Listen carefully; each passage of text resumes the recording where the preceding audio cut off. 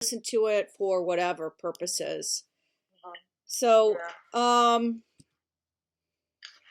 so after you mentioned the training manual, and I was like, "What training manual?" I kind of remembered what you were referring to.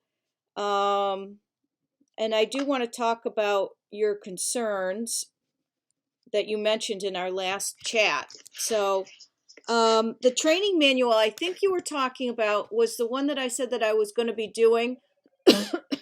writing, Mhm. which I haven't, finished writing. It's going to take me quite a bit of time based on Jesus's teachings. Is that the training manual you were referencing? Yes, something like that. I was talking about the Doreen method Hmm. put in some kind of block so that if we are going into a training or putting up a new cohort, we will not have to take it from you weekly like we used to do Mm. sessions. We'll not take it in sessions. We will just have a block that runs through the year, if that is possible. Well, I mean, it's definitely possible. Everything is possible.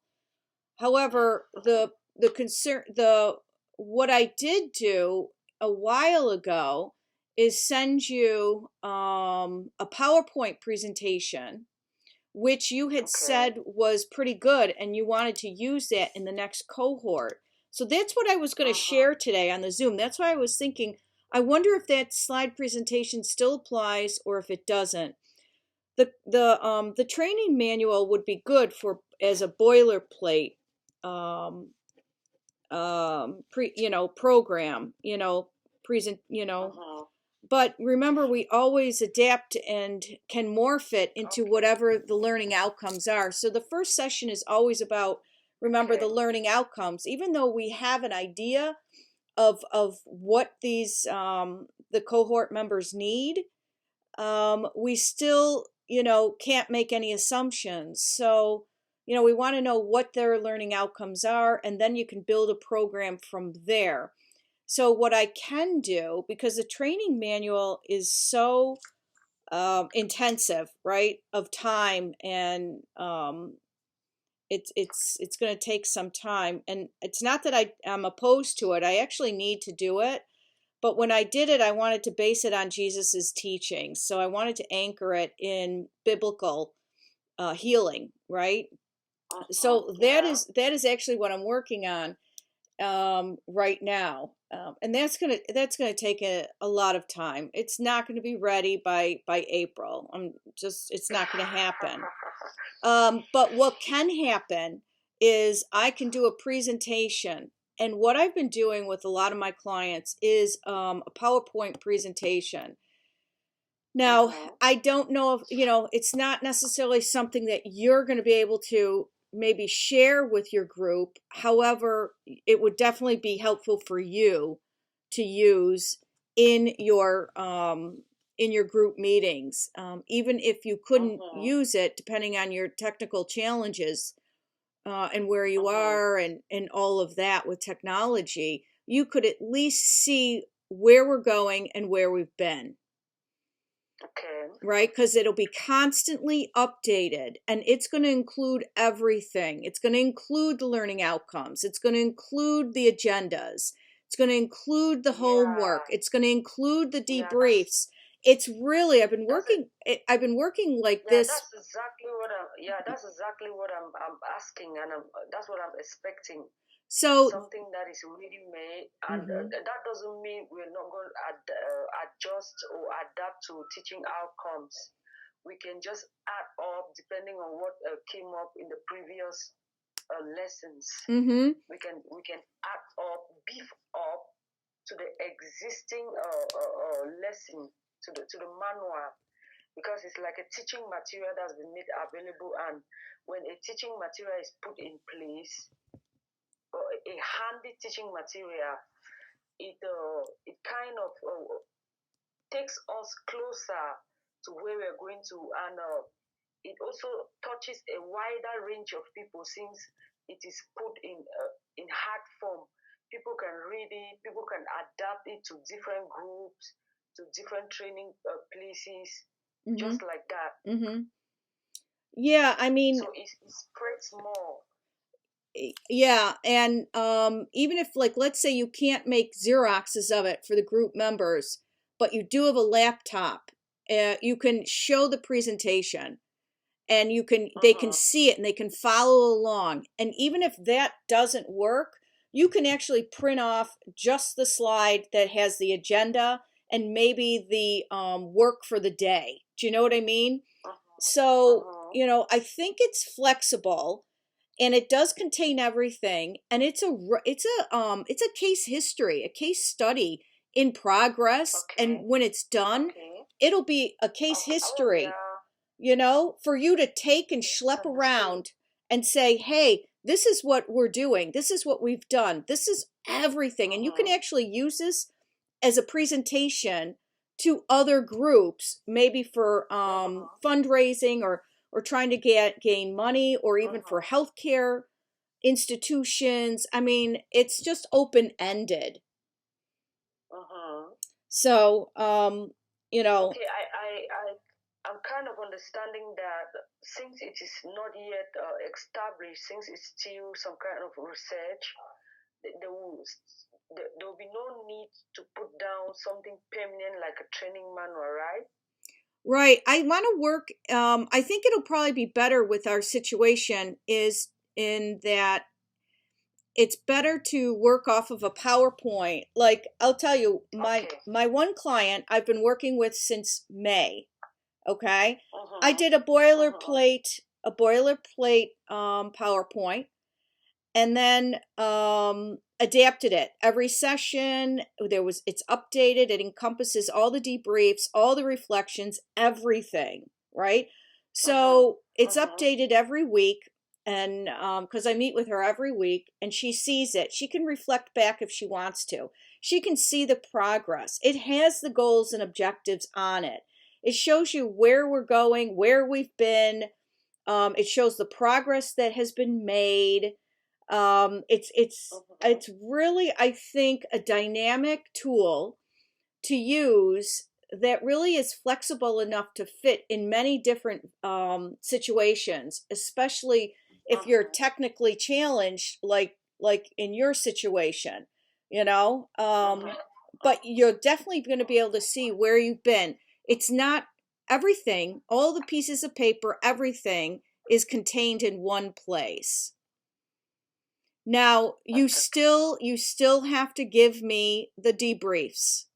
You still have to capture the information during Mm-hmm. those Mm-hmm. sessions. However, I will tell you this, if you could if you had capability to create a Zoom set to handle Zoom, I could actually do that and watch you in action, so to speak. Join your session, right? Mm-hmm. Yeah. Via Yeah. Zoom, and it's automatically taped, which means Mm-hmm. we're not worried. You're capturing stuff, putting things down on flip chart paper, all of that, right? But at the same Mm-hmm. time, you don't have to then regurgitate that information for me. Okay. Yeah, because you're going to be a part of it, like in a conference. Yeah, I will though say that you still need to do your reflections after every Mm-hmm. session as the facilitator. Mm-hmm. You have to take Mm-hmm. notes and reflect on, and provide yourself a reflection on the what happened during that That's session, fine. because that is very important to keep. What worked, what didn't. So, like, our debrief sessions that we have after, are still going to happen, and it's important Mm-hmm. to happen. And I'm not sure how I'll handle it, but I'm definitely going to incorporate that as a sidebar, so to speak, of our debrief on the Mm-hmm. session, inclusive of or in addition to the debrief that is captured by the participants, the cohort members. Mm-hmm. So I think that's probably going to be the most innovative approach, um, Mm-hmm. and it's adaptive. Whereas a training manual, it's like, I don't mind doing a training manual as a boilerplate. You know what I mean? It's like an anchoring, but it's always going to change depending on what's going on. As you know, you have the best agenda in the world, and then your cohort members come in and they have a dire need, a necessity that has to be addressed, and your agenda's blown to pieces, That's right. Yeah. So, do you remember, and it's been a while, let me see, when did I do this? Let me see the date on it, because it's been a while since I sent it to you. Is it a PowerPoint presentation? Yeah, it is, and it's The problem is, I now have a new phone that I got about 2 months ago. So I lost a lot of things because I was not backing up my WhatsApp messages and many other things, photos, like I told you. So I lost a lot of things, and my laptop too, the one I was using for those meetings, crashed. Okay. I'm expecting to see how I can get one. Okay, so I'll resend the PowerPoint that I did for you. It was done last May, so almost a year ago. Yeah. Yeah. Yeah, that'll be fine. That's fine. Okay, so it was about I created a proposal for trauma bonding in human trafficking survivors, right? And when I sent it to you, you said, you know what? I like that. I'd like to do that. However, I want you to look at it again. And I want you to decide whether it still applies or if there's something else you'd like to do, because I can always change it out. Okay? Yeah, I'm going to look at it after this conversation. Okay, I'll send it again. So I guess we'll table that conversation about the content of it until you review this and give me some feedback. Okay, so let me just make a note, review and feedback. And then you had said you had a concern about some of the members, the cohort members, and what I'm looking at, what I put down here to talk about the Developmental impact study. Does it have some age range? Is there an age range? Because I'm looking at members that will be teenagers like 13, 14, and all of that. So the lessons may be kind of complex. Can it be adjusted to their age group? Yes. And the EQI, I can change out to a youth version, which is much simpler. Okay. Okay. That'll be fine, because that's a major concern to me, because like I said, I'm having a real challenge looking at trafficking in this context, particularly labor trafficking. It's kind of very normal, and it's difficult to address something that the culture and the society sees as normal. They don't see it as a problem. They don't see it as a concern. So it's just something normal, like I wrote in one of my articles, where children are taken from those communities and so on and so on. And it is everywhere and rampant. And I'm getting some kind of discouragement about that, because it's like a problem that cannot be solved. Every problem can be solved on some level. On some level. I mean, you can't have the perspective of it's all or nothing. Something is good. It's sort of like, if I can't help 10 people, I'm not helping anyone kind of perspective, right? The mindset. But if you have 10 people and you only help one out of those 10 and they make it through, was the time and the effort worth it?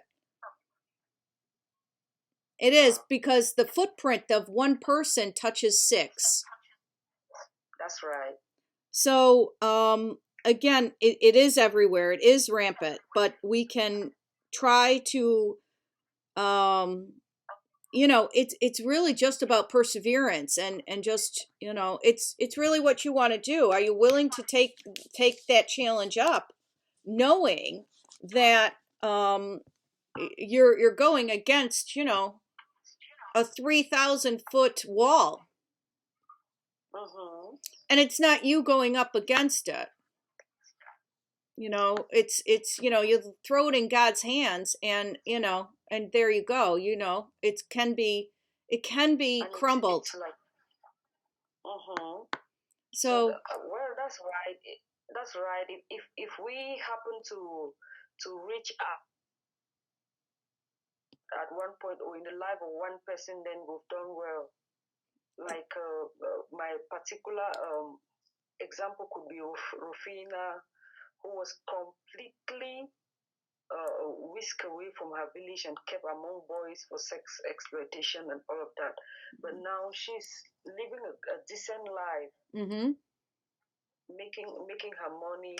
She has settled down, and the guy she finally settled down with is serious.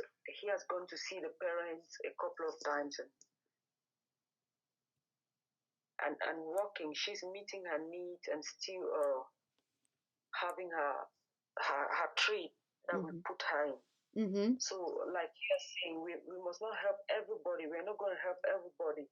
If we continue to help one at a time, two at a time, then it's fine. It's just that sometimes it's overwhelming when you're going round a circle, going round, and the impact is not really very heavy, not felt. It brings that discouragement. It But does. you're very right. Yeah, you're very right. Because if we are modeling Christ, he said, when one soul is saved, the whole of heaven rejoices. So if we are able to pull out just one, then heaven rejoices. We should also be able to rejoice. So that's enough against that. Yeah, and you have to be mindful, Seraphin, that you have gone through a lot of emotional trauma over the last 6 months, and that That's fuels your resolve, and that fuels your energy, and your perseverance and your resilience. Okay, so this feeling of being overwhelmed, I think, is probably filled also with, all of the crap that you've been dealing with. And I'm not asking you to separate it, because you can't. But what I'm asking you to do is try to understand that is probably part of this feeling that you have of being overwhelmed. So if you break it down and debrief it, and you think about the culture, you're just tired. So the question is, don't rely on your own strength, right? Can you rely on God to give you your strength? And the other question is, do you think you are ready to move forward? Is this a good time for you? Because, it has to be a good time for you in order to do what you have to do, because it's a very involved, challenging, process. And it's very intense, comprehensive. It takes a lot of energy and time, and do you think you're ready for that, not only emotionally but physically? And I'm not questioning whether you are or not. I'm asking you to question, because I want to make sure that you're ready for this, and that you're as ready as you feel that you're going to be. Well, I was just looking at April coming, and we had a plan to start a new cohort and start our lessons and interventions in this area. And the needs are there, the people are there. They are. Sometimes they ask, when are we going to have a meeting? When are we going to do this? And I'm looking at people coming up, and they say somebody's here that was taken from so and so place, was this, and stuff like that keep coming, and I'm not able to to help. I'm not able to come up with a concrete plan. And it's like we're just too silent to help. So I thought we should do something. One of the ladies that assists me when I go out with Mercy, she came in here yesterday. She came to the house and there was an issue. One of the girls that we placed in training wanted to leave, and so we had to handle that, sort that out. And she came and she said she told the trainer, that's in Teller, she told the trainer that this woman is going through a lot of stress and she wouldn't want any more stress. And I was kind of denying the fact that I'm stressed. I told her, no, it's not a matter of stress and this and that. And I was trying to sort that out. And I'm not really very strong, but I think I need to make moves. I need to move. We need to move and do what we're called to do. Because if I'm going to stay here forever, then it's not going to work out. Because I also think that the healing process can get complete in the course of helping others. Well, the healing process is never complete because there's always something to heal. And as soon as you think that the healing process is complete, the healing process is not tangible. The healing process is really about growth and understanding and acceptance and forgiveness. Let me write that down. Growth, and it's growth. It's all about growth. Mm-hmm. And understanding, right? Mm-hmm. Yeah. And you know, it's about forgiveness. It's about patience. I mean, think of all the attributes you have to have when you're healing. You have to be resilient. You have to be, you know, persistent. You know, all of these things. And it never ends, especially when there's, you know, you could think that you're doing really well, and you will, but you could see something or hear something or feel something, and all of a sudden it brings you back to that moment of that trauma. And it's not like you're gonna, I'm not saying that you're gonna crumble, but you're going to you'll have those same feelings, and you'll be able to manage through it better, right? And you're gonna be able to give it its due, so to speak, without crumbling and falling to the floor like at the very beginning, right? When you're just on your knees in fetal position, just crying, right? So you have growth in the healing process where it doesn't plummet you, but you're always going to have a sense of, you know, maybe void, longing, you know, emptiness, right? Eventually, I think it'll probably be filled. But again, to think that the healing process is going to end, it's not, because I mean, that's just my belief. Do you think you'll ever not miss the child that you lost? No, there's no way. No. So how can you replace that feeling of emptiness and loss? You know, perhaps by thinking that, you know, I don't know, helping other children, helping other people, being thankful or grateful for the child that you do have. Always remembering the child that you lost, maybe every year on its birthday, or, you know, praying to that child. You know, the child is alive. You know, the child is in heaven. So you can still talk to the child, the girl. You can talk to your daughter. You might not see her, but you know what I'm saying. A different kind of relationship found spiritually. You know, that could all be part of a healing process that I wouldn't say is complete, but a healing process that goes from a negative to a positive. It's you know, it's just like life. Life is always a process. You're never you might be content for a little bit, but then there's something else that hits you, right? So, so you want to move forward. I hear that in your voice, and um, you're looking, these people who are coming to you, I find that to be God's little nudges that, hey, you're still needed, you're still necessary, you're still a vital, viable component of this whole plan of his. You're still required to do, your purpose for him in your life. You're looking for a concrete, tangible plan, Seraphin. There is no concrete, tangible plan.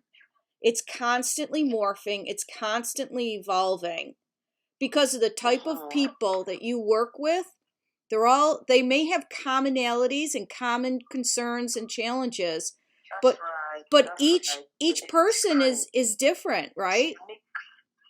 Yeah, and and what I would say to you with people who are coming to you is, have a cup of tea with them, glass of coffee, cup of water, spend some time with them, talk to them, give them support, give them love in whatever way you can at this point, until we can have meetings that are more formatted or tangible, if you want to call it.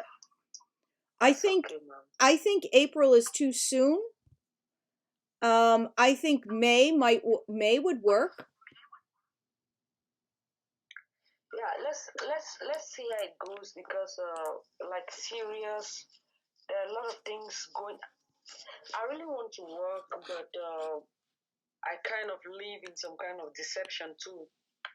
It's like you're not healthy, and you pretend to be healthy, you pretend to be waxing, and though it's not as bad as it used to be, time is really changing and healing, Mm-hmm. healing me. Mm-hmm. But it's not very, that's why I'm possibly on this drugs that I'm on, because I finally got peptic ulcer, something, H. pylori. So I don't know whether the stress had to add to that, or I don't know what happened. Well, I think you have heartache. Your heart aches, Seraphin. And yet at the same time you feel as though you have to do something and help others. Their need is so profound. And when you're sitting and doing nothing except taking care of yourself, you're probably feeling like, what am I doing? And you're feeling guilty. Yeah, it's like I'm wasting away. It's like, that's just a feeling. Not accomplishing anything, not being able to touch any life, not going out there to meet people and do what you're born to do. It's just so boring. Well, it's like, how am I going to get myself together to get all of this done? Well, how am I going to get all of that? Well, instead of thinking of it as wasting away, might you think about it as God preparing you for an even greater charge in life, or just preparing you for your current charge in life. That's true. And that's why I've always loved to talk with you when we speak. You're just so spiritual. Well, you know to put it across, to lift up the downtrodden. Sometimes it's hard to get out of our own self pity, our own self negativity, our negative self-talk, our all of us, it's like, ugh, I do think it might be a good idea for you to maybe at least offer yourself in kind to in a mentoring capacity. You don't have to do anything, but it's just having conversations. That's how I started, just by having conversations. And Yeah, yeah, that's right. That's. I also feel fulfilled in that because I have people call me and give some kind of complaints. Like I had a friend who I just sent a video to, and she said, "Thank you very much for this video. My marriage is crashing. Mhm. Things are not going." So I had to begin to talk to her, right even in this situation, and she was very grateful and very happy. I also had another person coming like that yesterday, and same thing. Then when we went out, I met a lady. That was last Monday. I went to church, and one of the moms around took me out to visit and share the gospel. We met a lady who has been married and is not able to have a child. And so she didn't know that I'd gone through that. I've never met her before. And when the mom in church was talking with her, I said, "Oh, let me share my story with you, how God can intervene, how things can change with time and all of that." Mm-hmm. So I began to share with her how I was waiting for a child for about 4 years, and that and that and that and the stillbirth, and she was so encouraged, and I also left fulfilled. Mm-hmm. I left fulfilled being able to share my story and Mm-hmm. help someone. And that's part of the healing process. Mm-hmm. Helping yourself is almost a byproduct of helping someone else. But if your focus is on helping those other people within the realm of your capability, okay? As you help others, you're going to find that it's just this organic healing process for your own self. So it's not, you don't have to think, how am I going to get better? How am I going to get better? It's, wait a second, let me help someone else and trust in God that your healing process will continue organically. But we all want to be healed right away. We all want it to be done, taken care of, cross that box, check that box. God doesn't work that way, because there is a lesson. If you could just check your box, what would you have learned? How will you have grown? How will you have answered that woman's sadness? How would you have spoken to her sadness? You would not have. And as I sit here and and I'm writing things, and you're asking for a concrete, tangible plan, right? And I wrote that down, and I told you there is not one. Well, I am incorrect. I am totally wrong, because there is one, and you know what it is, and you know it well. And that's the Bible. The Bible contains every answer to every question you have. It may not answer the way you want it to answer, but it will answer every single challenge you have. The problem is that we want our challenge resolved subjectively, not the way he want, or not authoritatively, because he is the authority. And for every challenge, there is an answer. That's right. And really, that is what I have. That is what has been my aha moment of what I do and the Dory method. Everything in the Dory method, every strategy, every exercise can be found in the Bible. That's And right. every teaching of Jesus already gave us the playbook. Jesus already said, here it is. I'm the greatest healer in the world. And he spoke to us. And he told us what to do. But we don't want to take the time and think about what he said, especially when he tells us things that we don't want to hear. There has to be a better way. Can you imagine? Right? The presumptuousness of us to say, sorry, Jesus, we want another way. This doesn't feel good. Jesus wasn't put on this planet to make us feel good. I mean, feeling good is a byproduct of being obedient. So, That's right. You do have a playbook. Oh my God, you are full of wisdom. Feeling good is a byproduct of obedience. Yeah. Well, that's what you know what? I have found that everything falls back to obedience to God and his word and Jesus. Like every time I'll be thinking about something or someone brings something up and they're like, well, how does that relate? Or what does that relate to? And I'm like, obedience, obedience, obedience. Obedience to obedience to his rule, period. And as we're talking now, as we're speaking now, I've realized that there's a lesson I missed out on the Dore method. That's the lesson on negativity, putting away the negative, taking up the positive. What particular lesson was that? I've forgotten.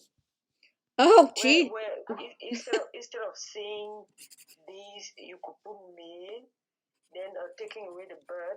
I'm going to look through the materials again. Well, the negative. Do you remember that?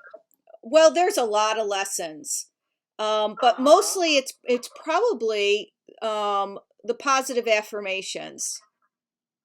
Thank you. That's it. Positive affirmations, as well as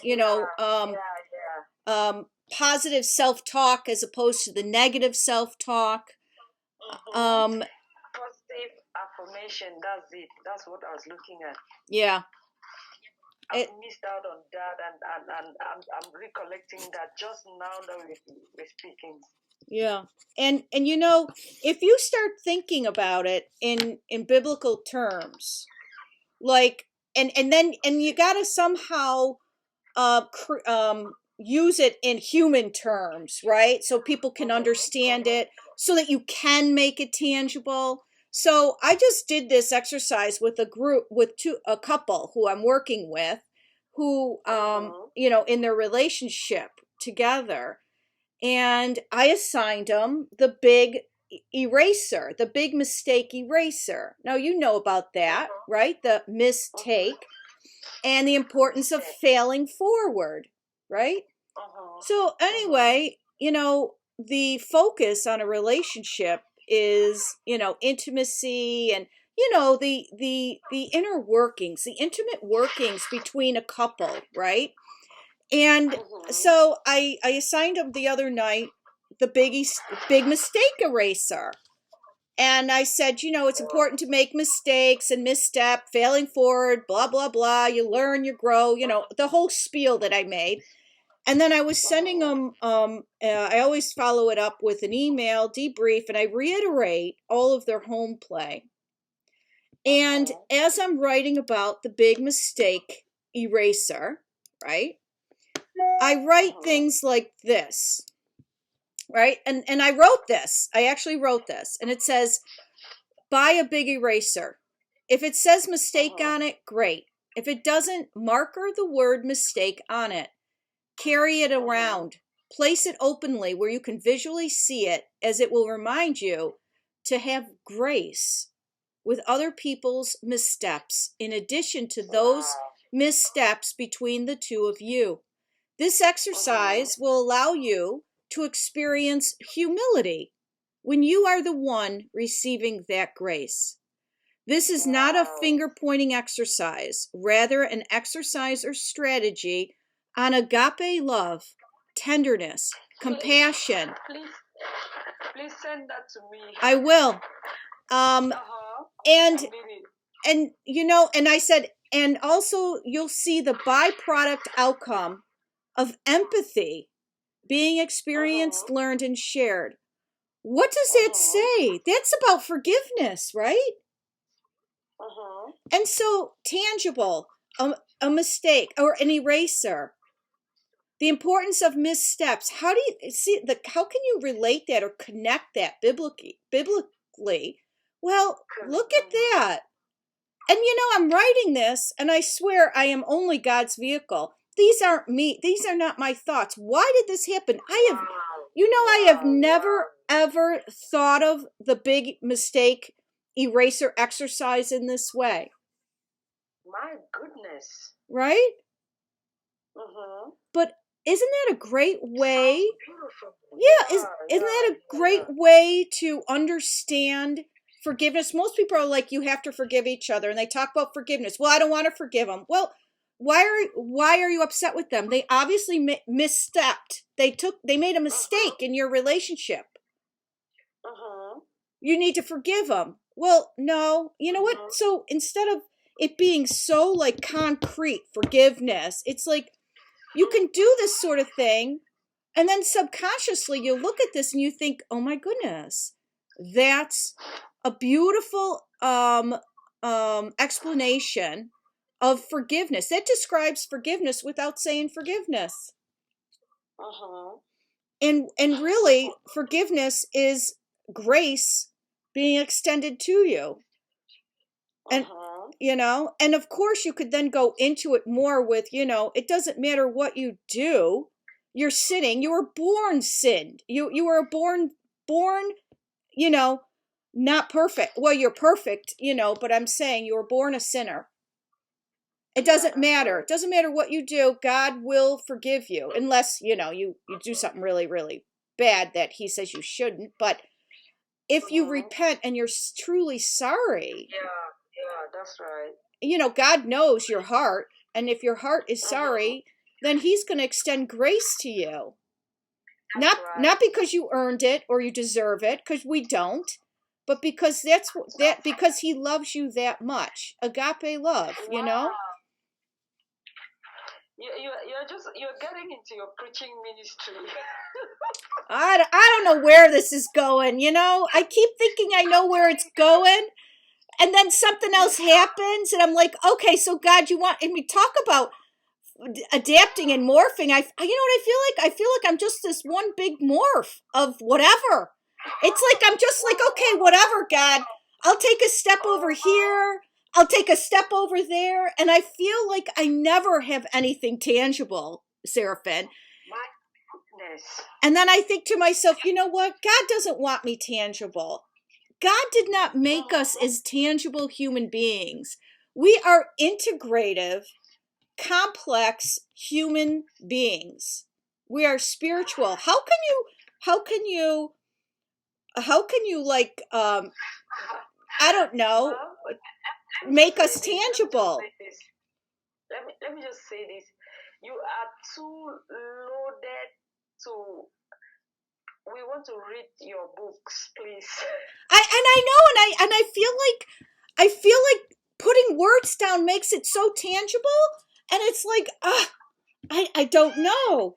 It's so hard for me because I think that I don't know. It's just very hard for me. And here I love writing. I've always written, and yet it seems to be so difficult for me. I don't know.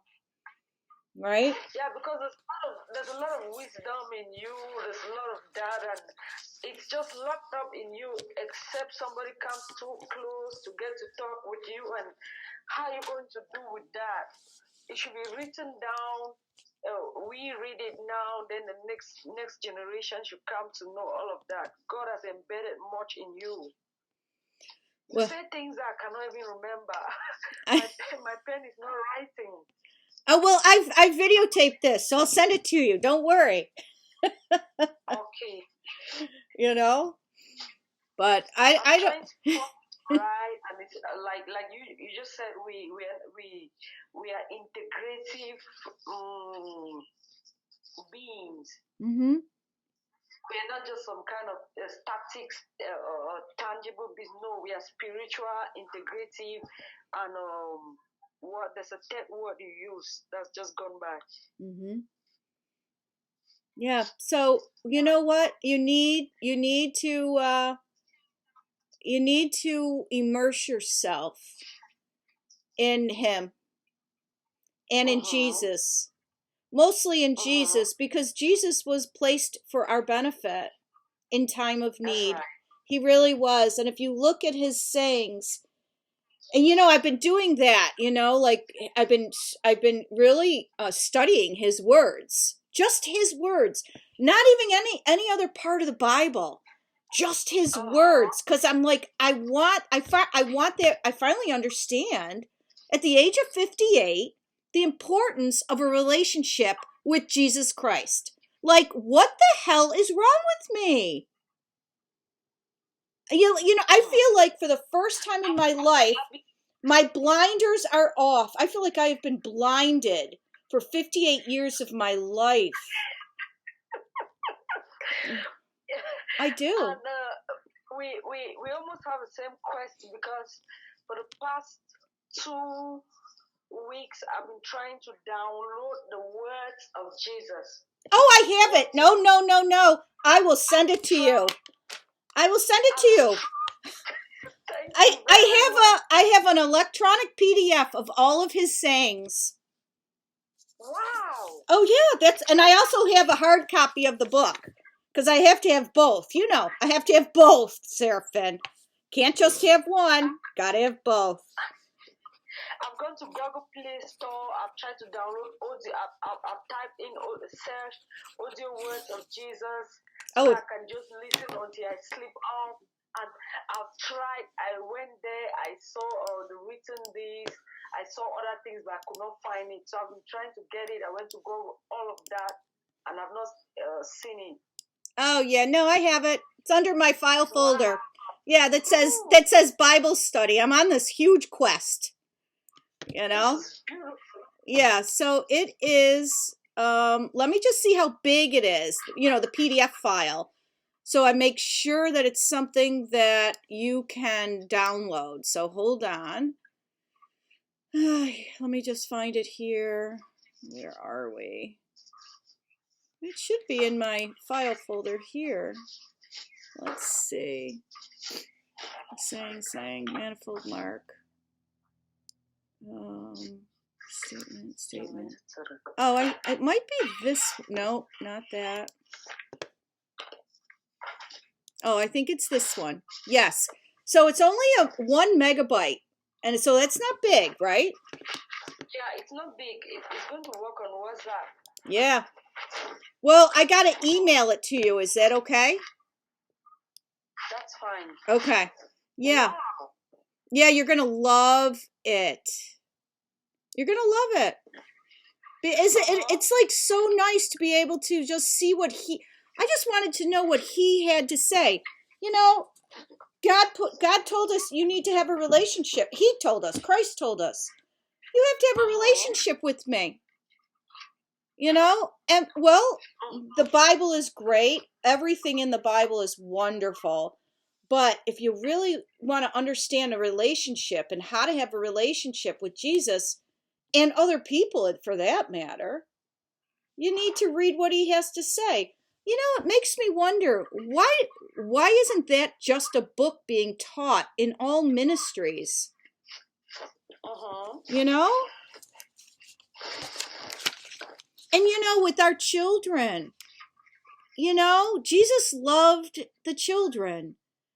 Like, that's right. With your child, it's like you could start teaching Elvira how, what did Jesus say, and every day talking about it. And oh my gosh, what a wonderful way to invite a child into their faith through Jesus. I'm telling you. Wow. because while I was going through a lot of these, I thought that if I could, I really found it difficult to read.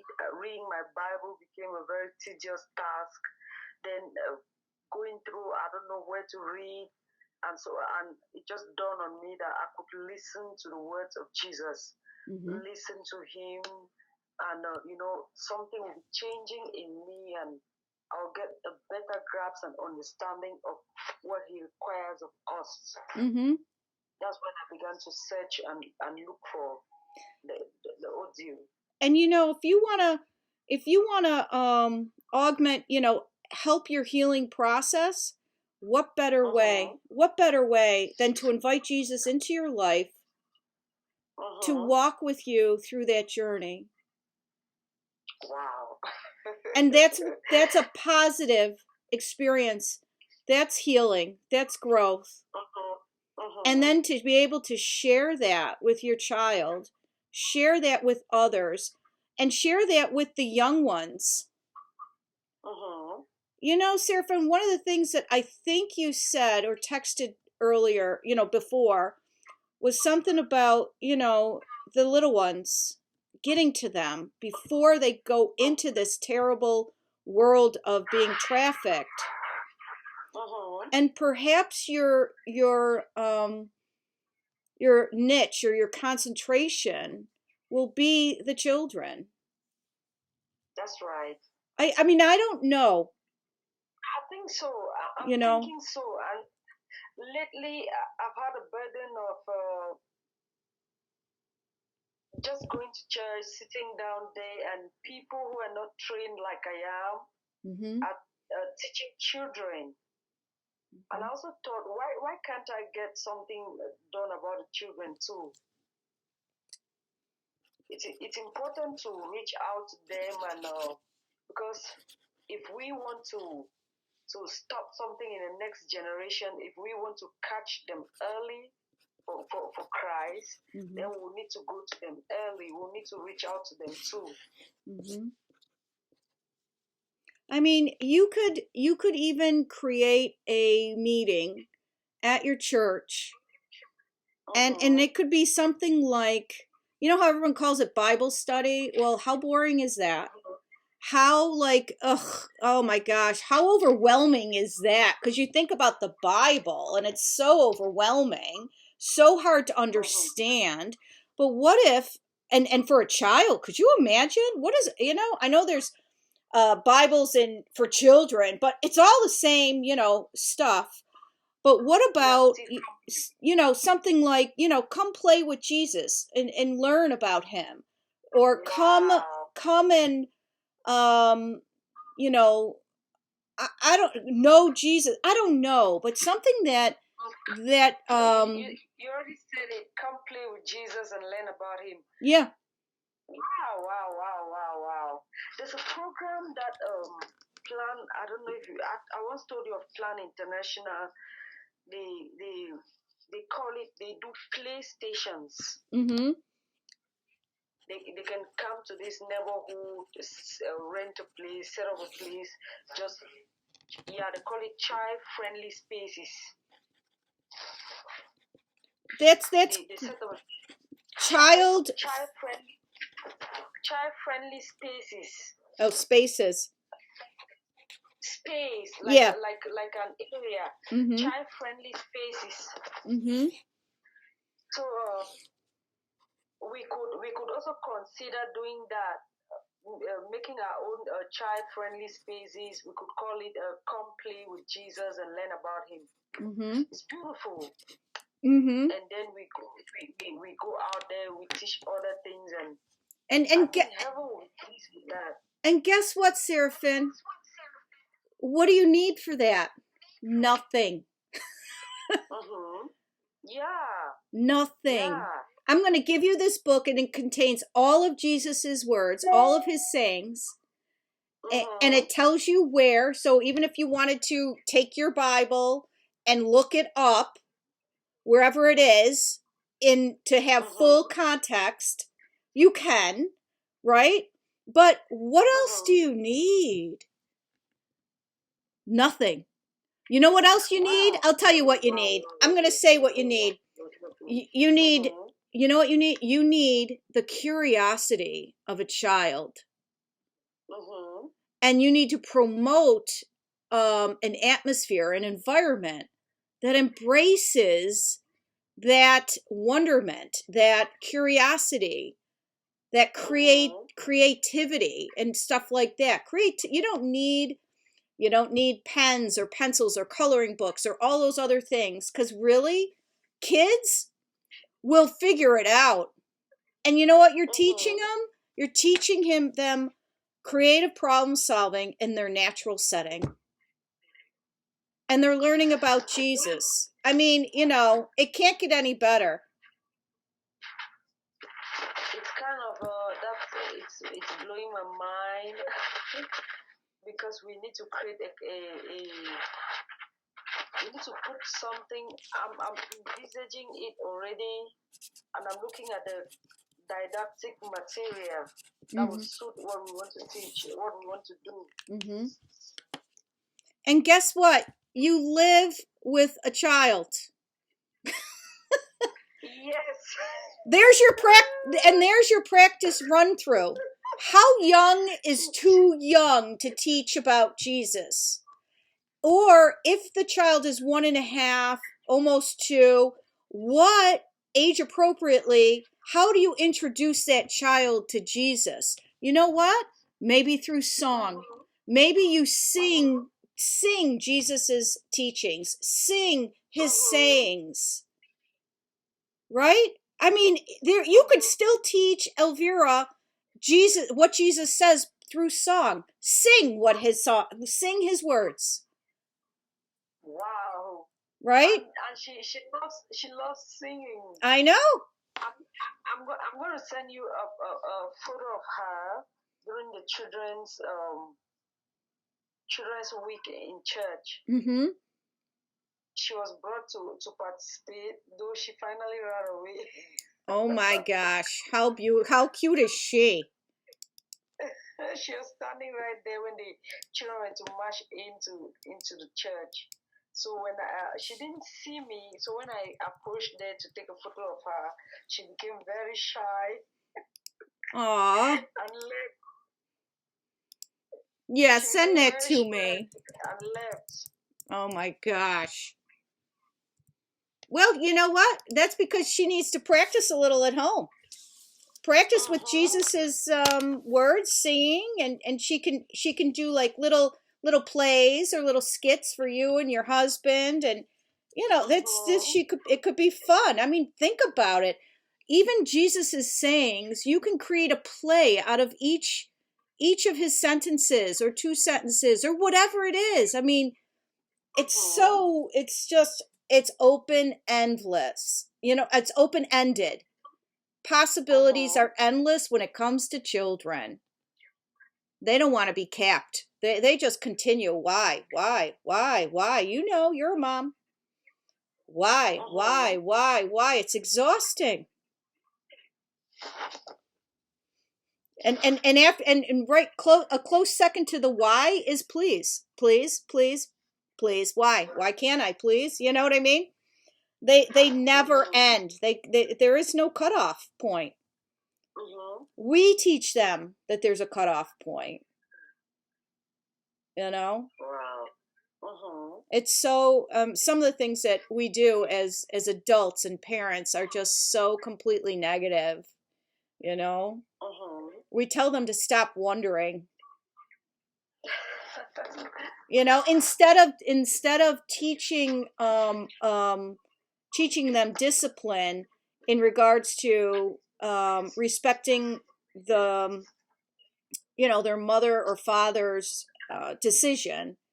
Why? Well, I can tell you why. And then why? Well, I might be able to, maybe expand on that a little bit more. But with a why, instead of stop asking questions, just do what you're told. It is more of I've told you why. And I'm sorry if you can't, understand that or whatever you say, But our word choice is just so important. It really is, especially when rearing young children with young minds and perspectives and feelings and emotions and all of that stuff, you know? Wow. So I'm already I'm considering that as part of our vision. We keep expanding each day because you can't. You seem to be the brain behind. God made you the brain behind Mercy Seat. The aspects that we're going to address, we keep expanding. Mm-hmm. We keep expanding. Mm-hmm. Because I was talking to Italy, I told him I want us to touch the spiritual aspect of Mercy Seat. I was hungry and eager for that. Let us touch the ministry part of it. That's what I was telling him these days. There's something I'm not yet touching. We're touching herbs, we're touching trafficking, intervening, but the spiritual aspect of it needs to be touched. Mm-hmm. So that we'll not be missing out an aspect of it. Mm-hmm. Also, when we are registering the organization, we also consider we put in child protection and child safeguarding, which is also an aspect that we work with. So now we're going to take it a Christian approach. We're going to use a Christian approach to it, which will come play with Jesus and learn of him. Mm-hmm. Well, and I think that this definitely um, feeds into your wanting, you know, a criteria for Mercy Seat is to, you know, touch the spirituality aspect. And I think that you're seeing that has been a void because, you know, you're really putting out fires. You're trying to just get these people safe financially so that they could take care of themselves and all that other stuff. And it's extremely commendable because there's so many, the need is so great. And and I, you know, I had this, that's really, when I look at the program that I created, that was the other void. This, I know this was built. This was divinely inspired and built. I know that. And yet right. I am not giving it its due. I am not honoring that. And that's why I've taken a step back and said, that's why I went back for my doctorate, because I thought somehow that might relate. I don't really know, but I see how it's now all coming. And now I'm like, okay, everything I do, it's all anchored in and intertwined, you know, in spirit, in spiritual, in biblical foundation. I even have to like watch what I say, because when I say spirituality, that encompasses all faiths. Oh, yeah, that's right. And while I want to be universal in my language, and while I think it's important to be inclusive of the other religions or faiths, because there are people who are Muslim, right? And they are going to look at the Quran. So that is their spirituality. And while I don't agree with it, it's not really for, you know, I don't know. I'm struggling with that. I'm struggling with, should I, you know, like you say, touch the spirituality aspect of Mercy Seat.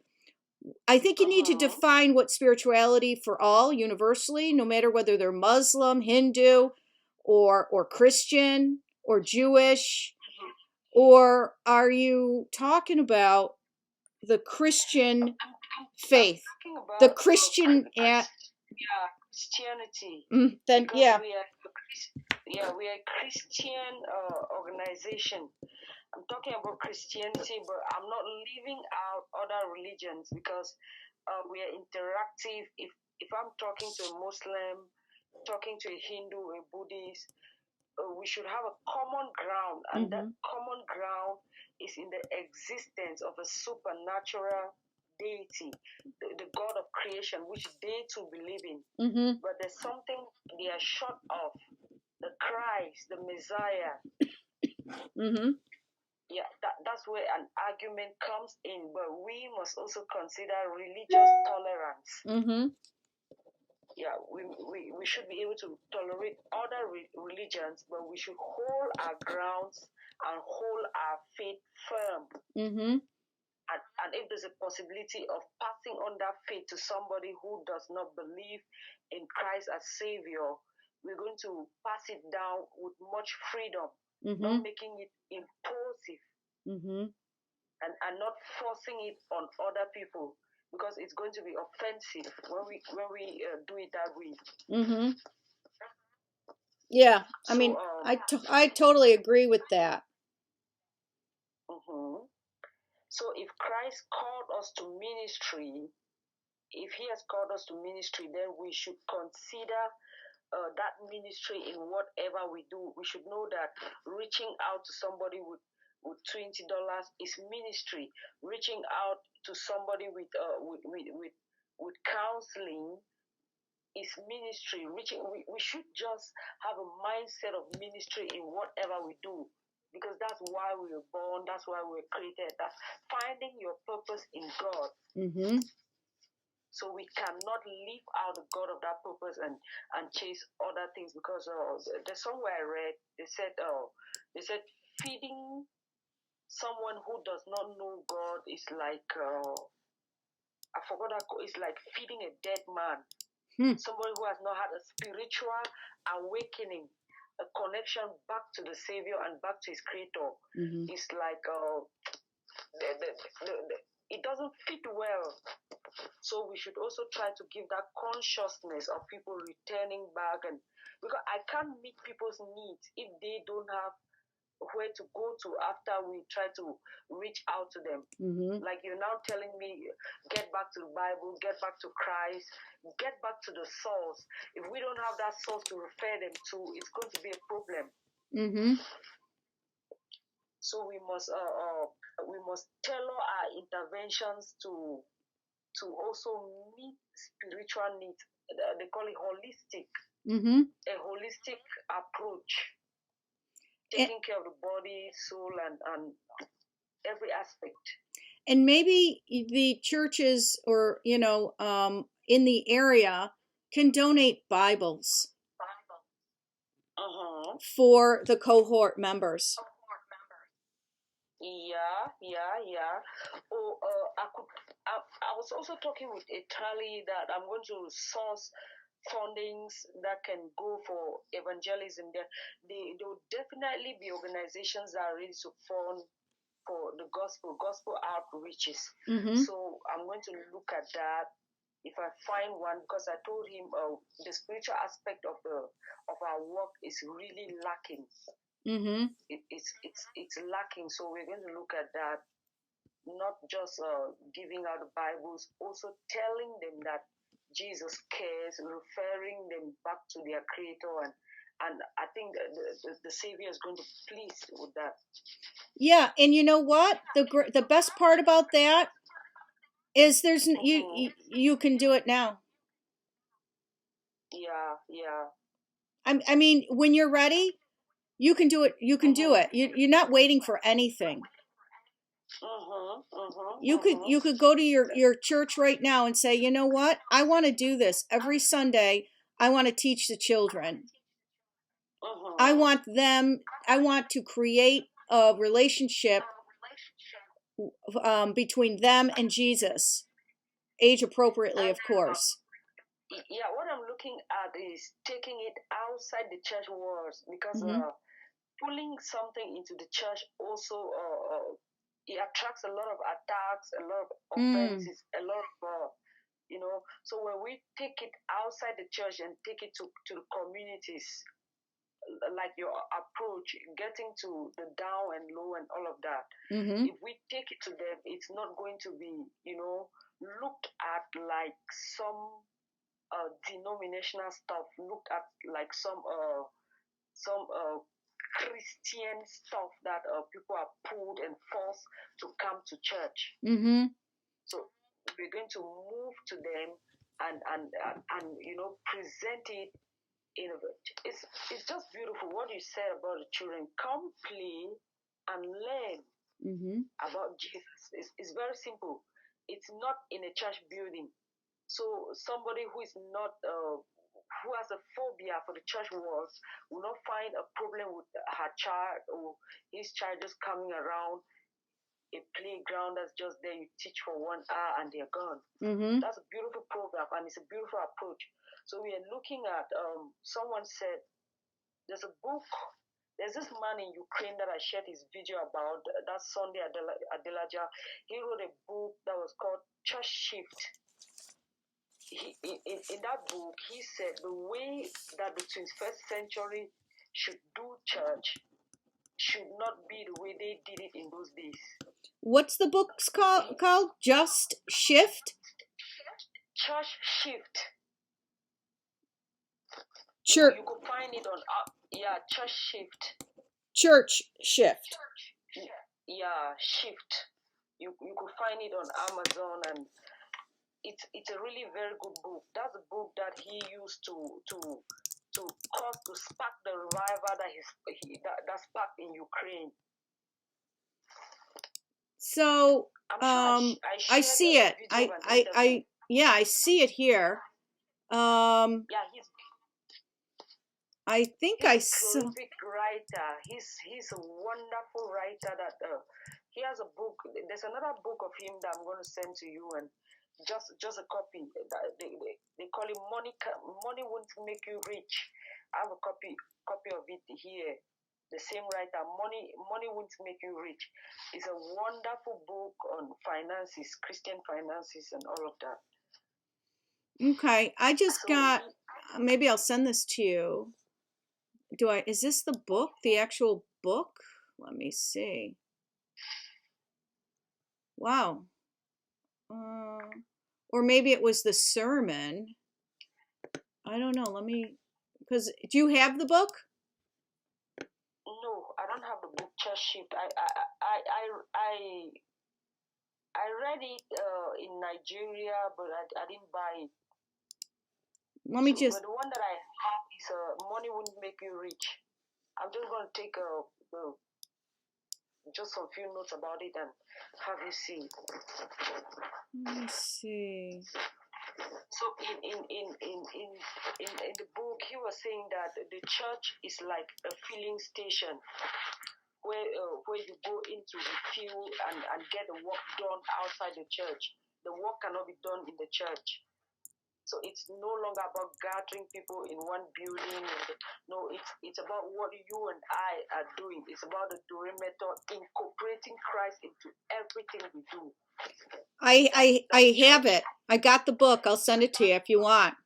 Online. It's electronic PDF. Do you want it or no? No, I want it. Okay.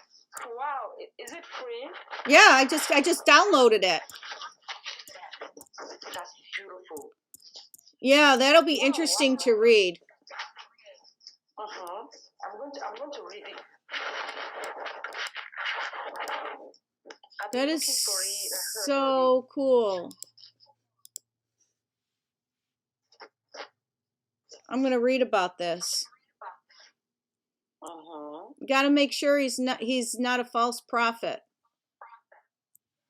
He's a wonderful teacher. Okay. He has been he was invited in your synod, the American synod. He prayed there. He's done a lot of things, the United Nations. He has open sessions there and so on. I'll check him through my one guy. But okay. I'm going to read. I got the book. I'll send it to you and I'll read through it. It sounds really interesting. Yeah. Very cool. All right, I'm going to send this to you too. Now, I'll have, what is that, 3 megabytes that I'm sending you. Will that be too big to send to you email-wise?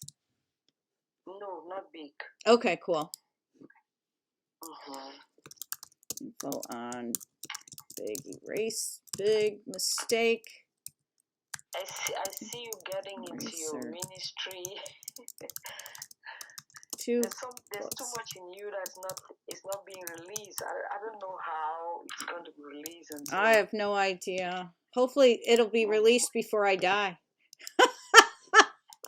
You're going nowhere. If your mom is there waxing strong. Oh my gosh, I'm telling you. We go older than our mothers and our fathers.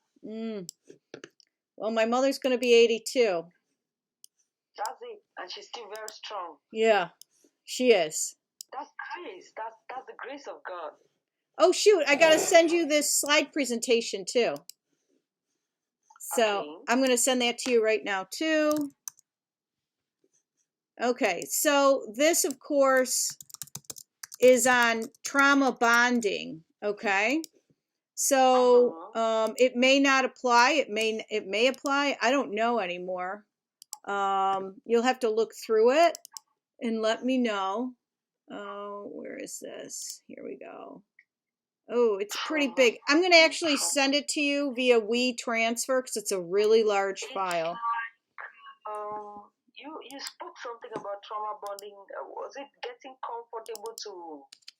There's something you're talking about where people who've been abused get so used to those who've abused them.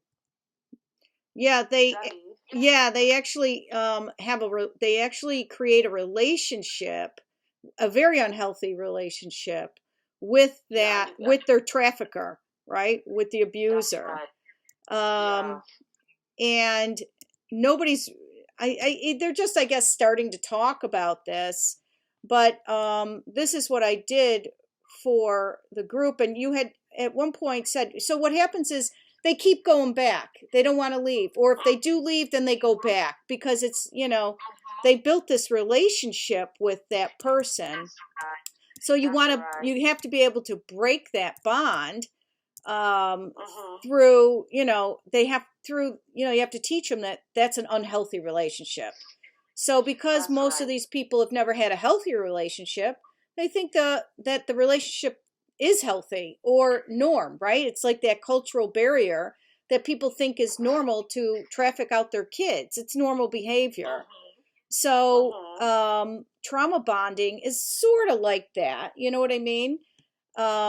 So you can look at this, and we don't have to do it because we also talked about this would be someone who's about 18 years of age. But I mean, if you want to switch this out and do something with the younger kids, what I need to know is I need to know their demographics, sort of like what is their age? What is their status? Are these kids who aren't trafficked yet or are being trafficked? Because the lesson plan, so to speak, will be geared toward their current situation.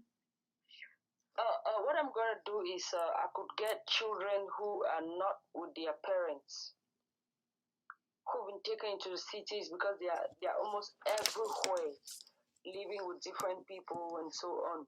So it's kind of like I said, it's normal. The culture, the environment accepts it as normal. So that, and then work with them. Well, let's say we work with these young kids. They're what, 13? What are the ages? 13, 14? Yeah, leave it at 17. Okay. So say 13 to 17 years of age. Now, let me ask you this. They're in the current situation of being trafficked, right? Yeah, they're living with those that took them out, where they were sent to. Most of them are living there.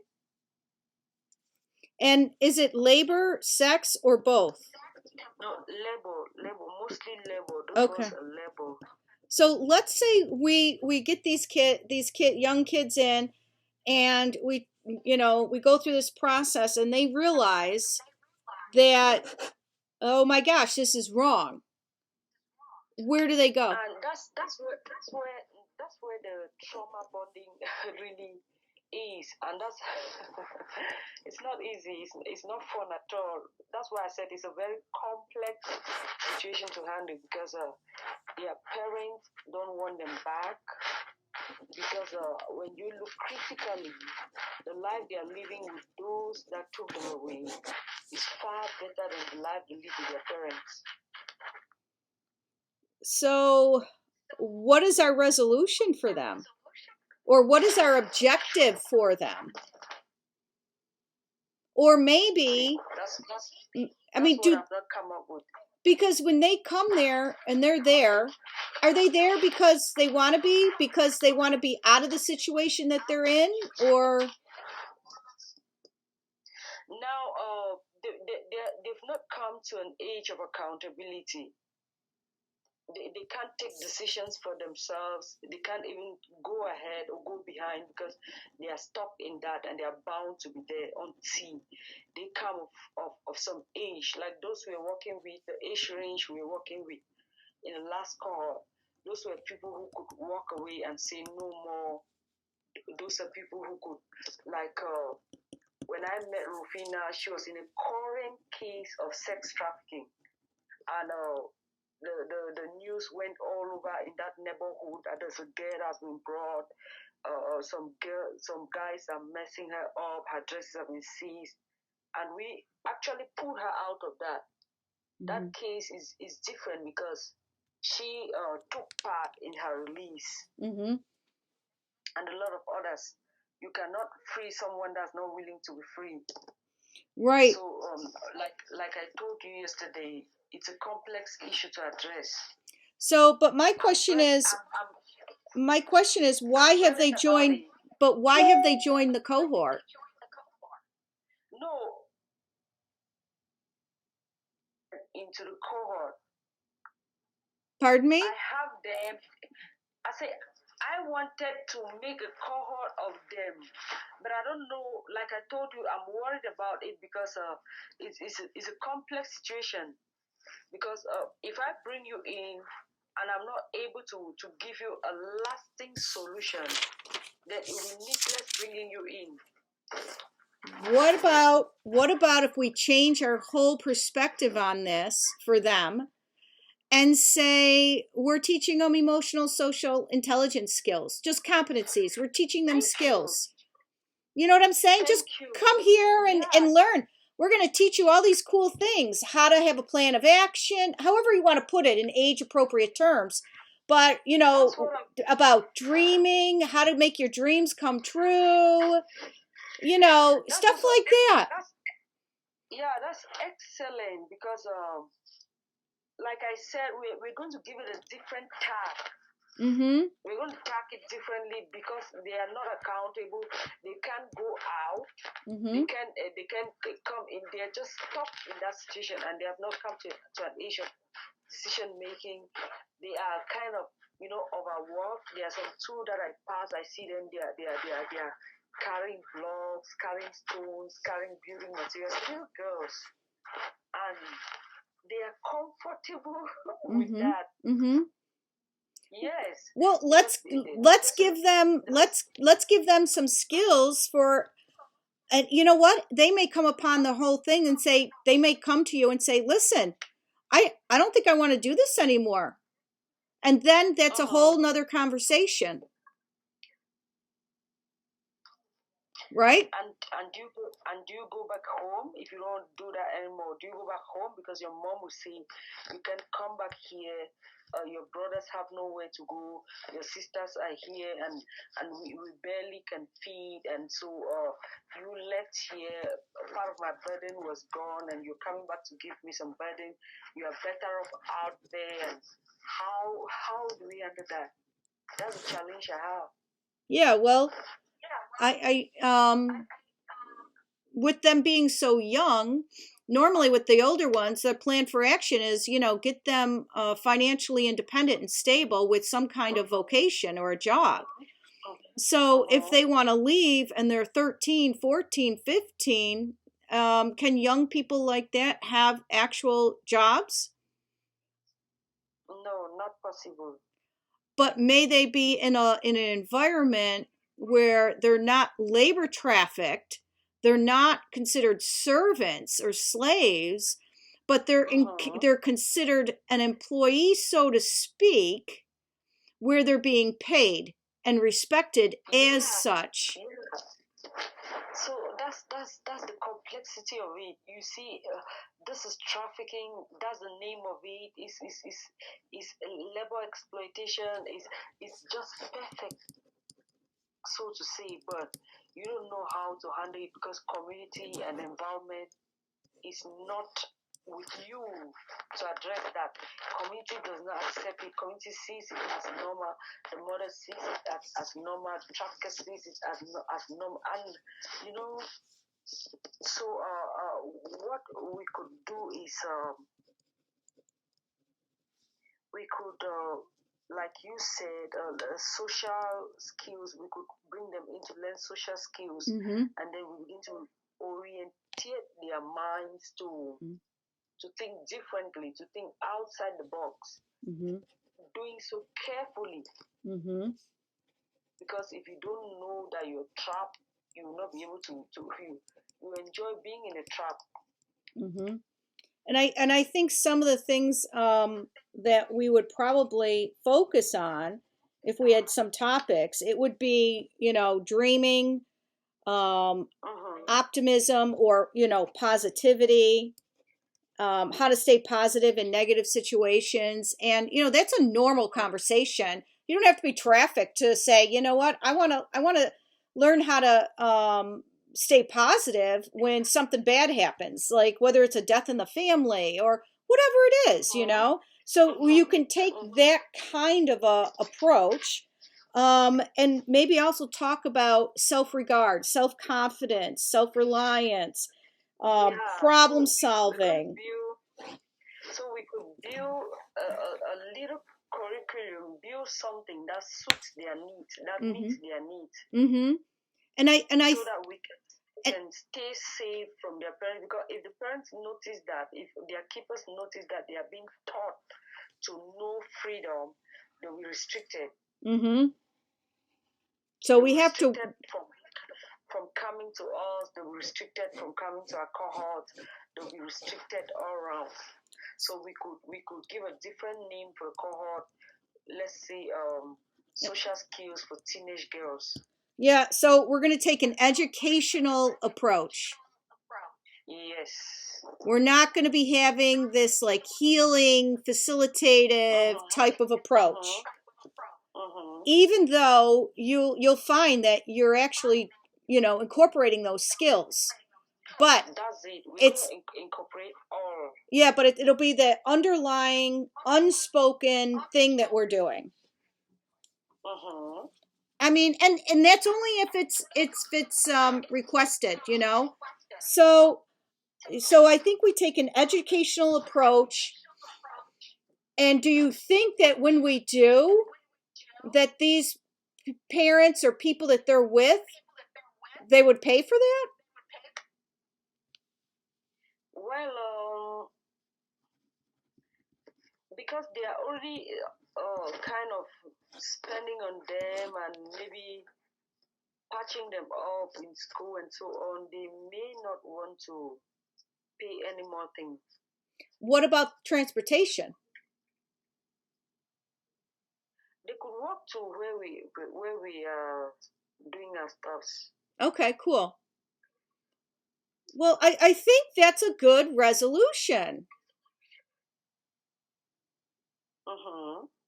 So, I mean, and I would title it in with something that is going to garner interest and also be accepted in your community as worthwhile. So, whatever you think to call it is what we'll call it. Yeah. So, whether it's social skills or whatever you think.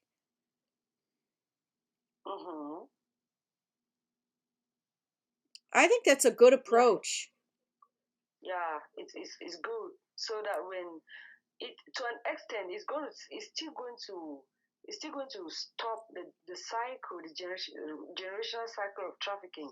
That's a byproduct. Yeah, a byproduct, right? Not direct. An organic byproduct. Mm-hmm. We won't mention that anywhere.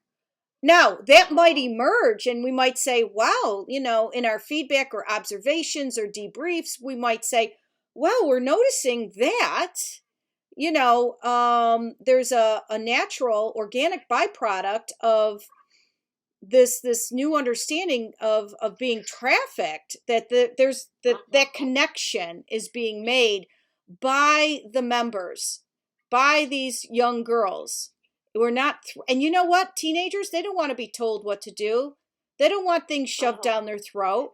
They want to be able to make their own connections, and all we're doing is offering them the opportunity through some positive social skill learning and strategies to make their own decision. Some might not, and you know what? Maybe that's just not our place. We're holding an opportunity. We're giving them the opportunity and to make some connections. And maybe that's all we can do right now. Because at the end of the day, Seraphin, we're actually teaching them some really good skills. That's true. So we're going to consider that. We're just going to consider that, consider the approach, consider, how the end of course is going to look like. And we're going to look at that. Something good will definitely come out of it. Mm-hmm.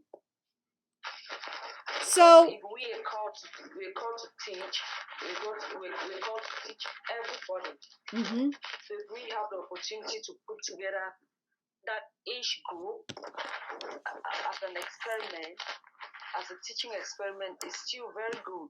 Mm-hmm. So what I need from you is, I need you to,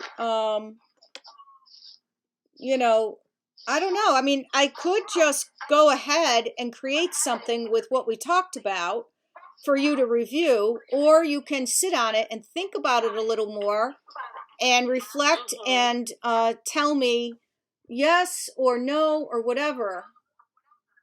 Yeah, I'm still going to look at that because okay. It's a complex issue to handle. Mm-hmm. Though it looks very beautiful, teaching them social skills and all of that, incorporating many other things, because you are a teacher by calling, so we must not teach survivors. They are in the system, but we're looking for a way that society will not attack us and keep them away from us. Mm-hmm. Because sometimes freedom is not spontaneous. Right. It sometimes it could take years to get freedom. Mm-hmm. So while you teach, you also consider how your environment is going to welcome that. Mm-hmm. If it's not welcome, you look for a better approach to pass your message. And you know what else, Seraphin? We don't have to make the sessions mandatory. We can make independent sessions where we teach one skill. And, if they come, they come. If they don't, it's okay. Yeah, that's right. I mean, we can definitely give them a list of the workshops. We can consider these play shops and say, on these play shops, this is the social skill that we'll be presenting and you'll be learning. One social skill. So there's not like this huge conversation. There's a, hey, welcome, who's here today? Here's the social skill. Let's learn it. And there's an activity. And then there's a debrief. Hey, what did you like about it? That's it. Simple. We're talking maybe 60 minutes, 60 to 90 minutes, and that's it. What do you think? That way, we don't have to check the progress on anybody. Okay. We don't have to, I mean, if you want to give them the EQI assessment, the youth version, you can. But if you do, you have to do that in the beginning. But guess what? These kids may stay with you, they may not. So those tests might be just a bunch of yuck anyway. And who cares? If we can teach them one skill in an hour, 60 to 90 minutes, you know, and they've learned something, that's a success, right? Yeah, that's true.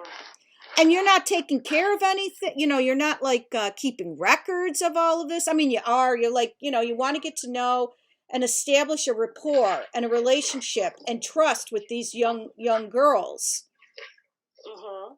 Some may go wayside, some may not. So if they go wayside, you know, you don't have to say, okay, what's going on with them, you know, whatever, you know. I think that alleviates a little bit of stress for you too. And it also opens up this new way of teaching for you, of teaching a skill. And when you're teaching these social skills, you're learning them too.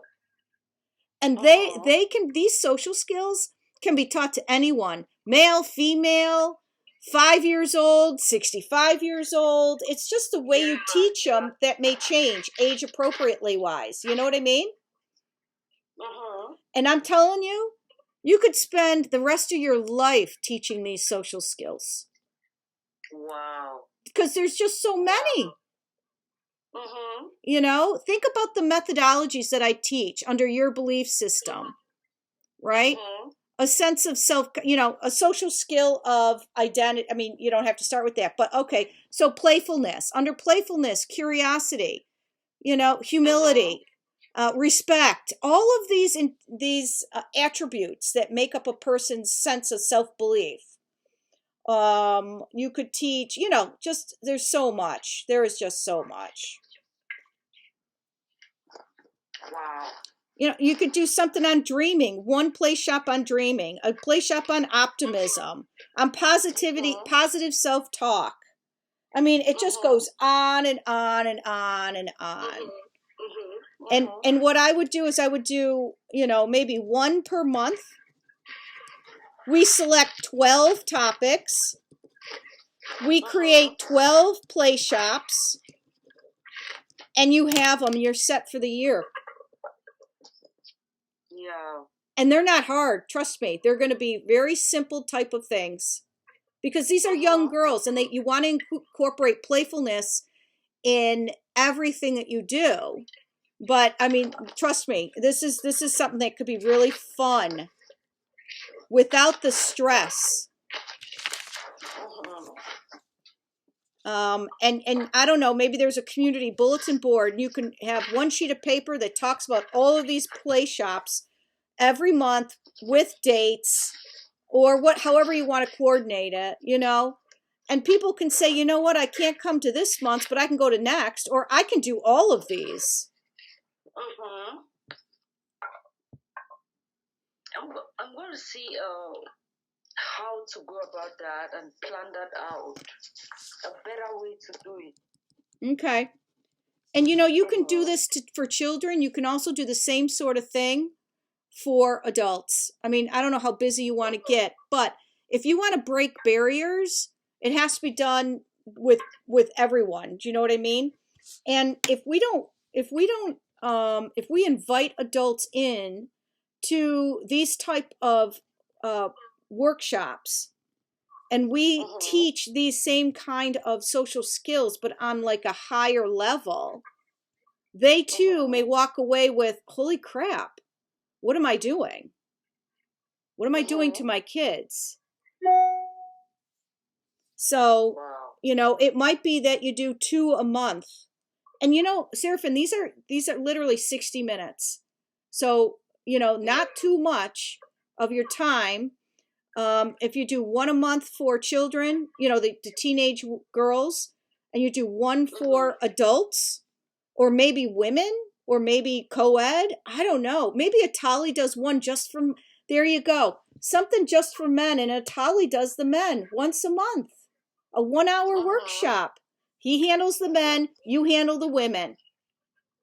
That's fine. You attack it Wow. at every angle, and we go in with this educational, not a pointing of a finger type of approach. And it's just, we just want to share our, share, and we want to help educate you. And we believe that learning is lifelong. And it can be fun. And it's, and stuff like that. So I don't know. And you might be able to get an educational grant from this. That's, I'm thinking of, our foundation has gone very deep. The foundation you and I lead in Mercy Seat, we've done quite much for the organization and for people, and we've come of age to write grants, proposals. So I want to get into that,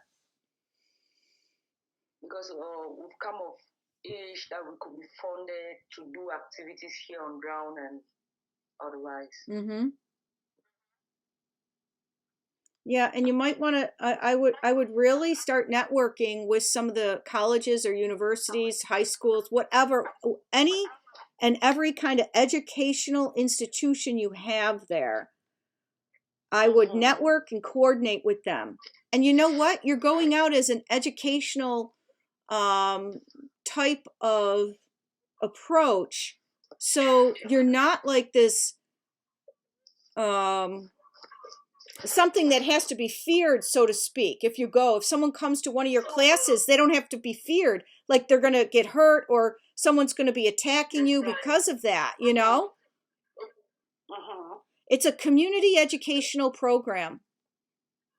Thank you. That's the question I wanted to ask you. I wanted to ask, how are we going to... I believe you're a prophetess. That's just what I believe. A lot of your things fall in place. That's exactly what I wanted to ask you. I was taking my breath to ask you, what do you think we can call it if we're going to source for fundings? It's just simple community educative program, community educational program. Yeah. So I'm going to go through some funding organizations now. Okay, good. And see if we could write to them. Okay. Okay, so then I'll be in a holding pattern until you let me know how you want to proceed, okay? Okay, Mom. Okay, and so I'll be ready whenever you're ready. That's okay. Let me just put everything we've talked today together. I'll be expecting the video so I can pull out some things from there. Yeah, and I'm not rushing you and I'm not pressuring you. I'm just letting you know that, you can take months. I don't care. I'm going to go at your pace. And just wait for you to let me know that, that you're ready to move forward, okay? Yes, Mom. I know we talked about a lot of stuff. When are you graduating? When are you graduating? When are you being a doctor? Dr. Not soon enough, let me tell you. Not soon enough. Okay. Probably a year and a half. That's soon. Yeah. Oh, yeah. Year and a half. I don't know. It just depends, because I want to do a mixed methods dissertation, and I'm told that I'm not allowed to, and so I have to challenge that. So because I want to do a quantitative study as well as a qualitative study. A qualitative study, it's like you talk to people and you ask them why, and all these kind of things emerge, and it's like, okay, but where's the resolution? How do you help these people with these things that are going on in their lives? You've just divulged all these things. And I said to my professor, I don't think I can do that, knowing that all of these things are going on in their life, and then that's it. I leave them. I can't do it. I need to give them resolution, right? Mm-hmm. I said it's just Mm-hmm. not part of me. I can't do it. I don't know. I said I'll do a quantitative study rather than a qualitative, because that would just kill me. Getting to know all these people on that Mm-hmm. kind of a level, and then just like saying, okay, bye. No, I can't do it, No, no, no, no. Yeah, So, that's right. I don't know how Like that's going to go. We'll see. mm-hmm. I'll probably know more about that probably by midsummer. I'll know how that's going to look. So, we'll see. Okay. I mean, there's so many things I could do, in dissertation, but, I don't know. You've not chosen yet. Pardon me? I say you've not chosen yet. I actually have, but, I'm working through it, so we'll see. But we'll see. I mean, basically, I've decided on what I want to do. Um, but you have to get it approved. But so, like, yeah. So we'll see. I want my group population, though, to be sex trafficked women survivors. That I do know. Mm-hmm.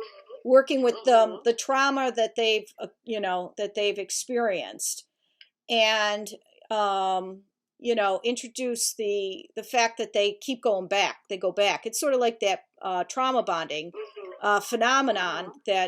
that is occurring. Um, so, but I want to offer the resolution, which would be the quantitative part, which would be, an impact study, like what we put the ladies through, the first cohort, with when you're, Mm-hmm. working in an integrative environment of, the affirmative with applied creativity, with, in biblical foundation, and you're teaching Mm-hmm. these emotional social competencies. How does that affect your psychological well-being? Um, in reference to trauma and all that other stuff. So they will have already Wow. gone through the whole program, and I will have the statistical part of whether this works, which of course you and I know it works, but you got to throw everything up there. Right. So I'll have the pre and the post EQI statistics to show that this environment and this integrative approach to therapy seems to work, but then Mm-hmm. talk to the individual survivors and say, okay, and ask certain questions about what do you think it was about this program. And then that kind of Mm-hmm. just solidifies it, hits it home, and that basically becomes a book of the program that can then be turned That's into an actual book or training manual. So mm-hmm. that's what I want to do. But, they don't, you have to get it all approved by the university and all this other stuff. But I'm going to challenge Mm. it. And I want to do a mixed method study. And that means that I'm going to probably get some buy in from some of these other really cool researchers who also believe in this integrative trans theoretical approach of Mm-hmm. of a treatment approach, um, and so we'll see. It's going to be quite an intensive process, but that's what God has put on my heart, so I'm going to do it. You know, Yeah. With God, all things are possible. yeah. So Wow. wow is Well, right. I'm waiting for the resources and all of that. Let me just go to my email and I did send them, go through. so you do have them. The only thing you don't have is I will send you the we transfer, and I'll do that now. Okay. Is that PowerPoint presentation, because it's really big. It's a large um, file. So hopefully, and it's in PowerPoint. So hopefully you'll be able to open it, right? I Mm-hmm. think you did before anyway. I did. Okay. So there that Mm-hmm. goes. And let me see if I have your I don't have your email here, so I have to grab it.